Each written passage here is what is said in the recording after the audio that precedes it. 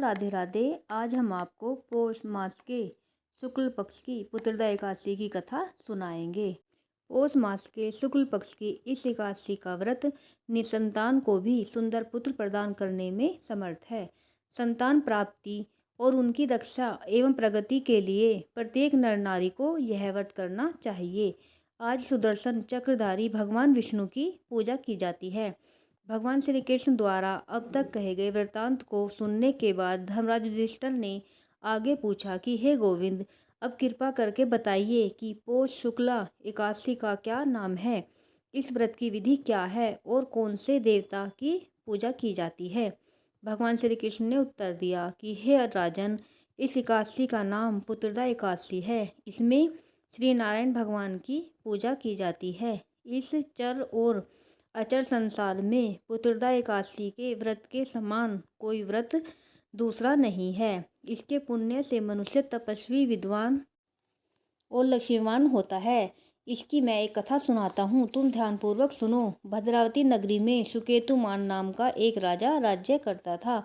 उसके कोई पुत्र नहीं था। उसकी स्त्री का नाम शैव्या था। वह संतानहीन होने के कारण सदैव चिंतित रहा करती थी। पुत्रहीन राजा के पितर रो रो कर पिंड लेते थे और सोचा करते थे कि इसके बाद हमको कौन पिंड देगा। राजा पुत्र न होने के कारण हर समय दुखी रहता था। उसे बंधु बांधव, धन, हाथी, घोड़े, राज्य और वैभव आदि सभी अर्थहीन प्रतीत होते थे। राजा सदैव यही विचार रहता था कि मेरे मरने के बाद मुझको कौन पिंडदान देगा। बिना पुत्र के पितरों और देवताओं का ऋण कैसे चुकेगा। जिस घर में पुत्र न हो उसमें सदैव अंधेरा रहता है। इसलिए मुझे पुत्र की उत्पत्ति के लिए प्रयत्न करना चाहिए। जिस मनुष्य ने पुत्र का मुख देखा है वह धन्य है।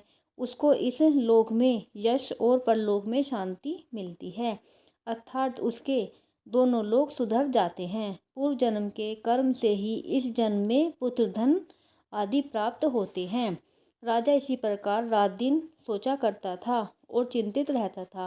राजा ने अपने शरीर को त्याग देने का विचार भी किया, परंतु आत्मघात को महान पाप समझकर उसने ऐसा नहीं किया। एक दिन राजा अपने घोड़े पर चढ़कर वन को चल दिया और पशु पक्षियों, वृक्षों को देखने लगा। उसने देखा कि वन में मृग, व्याघ्र, सूअर, सिंह, बंदर आदि अपने बच्चों के साथ भ्रमण कर रहे हैं।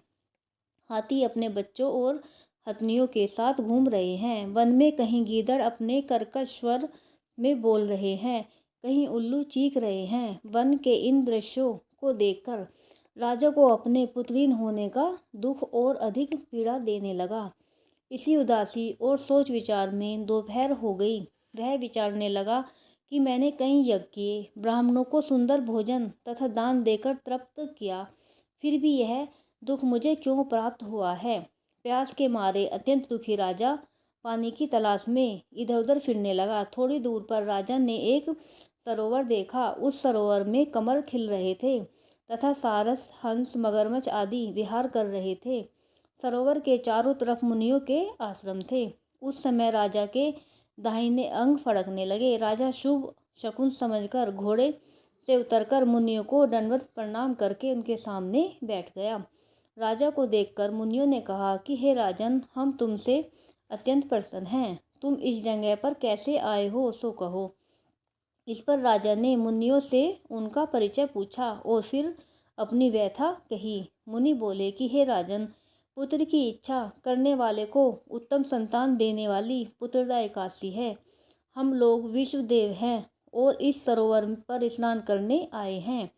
इस पर राजा बोला कि हे मुनिवर, यदि आप मुझ पर प्रसन्न हो तो एक पुत्र का वरदान दीजिए। मुनि बोले कि हे राजन, आज पुत्रदा एकादशी है, आप इसका व्रत करें। भगवान की कृपा से आपके अवश्य ही पुत्र होगा। मुनि के वचनों के अनुसार राजा ने उस दिन वही एकादशी का व्रत किया और द्वादशी को उसने व्रत का पारायण किया और मुनियों को प्रणाम करके अपने महल को वापस चला आया। उसी मास रानी ने गर्भ धारण किया और 9 माह पश्चात उसके एक उत्तम पुत्र पैदा हुआ, जो बड़ा होकर अत्यंत वीर, यशस्वी और प्रजापालक चक्रवर्ती सम्राट बना।